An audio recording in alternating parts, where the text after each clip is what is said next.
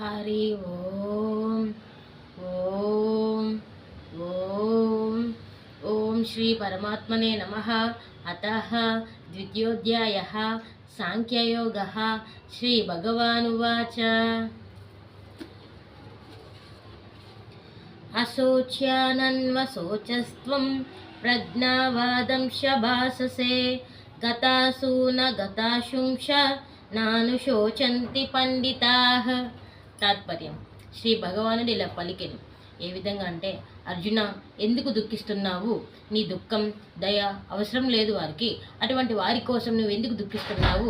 సహజంగా పండితులు ఎవరు కూడా అంటే అర్జునుడికి పండితుల వల్ల లక్షణాలు ఉన్నాయన్నమాట.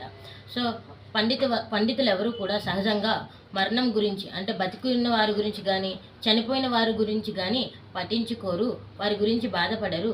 నీకు ఆ లక్షణాలు ఉన్నాయి కదా, పండిత లక్షణాలు ఉన్నాయి కదా, మరి అటువంటి వ్యక్తివి నువ్వు బాధపడుతున్నావు? అంటే మరణం గురించి ఎందుకు నువ్వు అలా దుఃఖిస్తున్నావు? ఇది నీకు తగదు అర్జున అని చెప్పి శ్రీకృష్ణ పరమాత్మ పలికింది. ఇది ఈరోజు శ్లోకం యొక్క తాత్పర్యం. హరి ఓం ఓం ఓం. హరే కృష్ణ.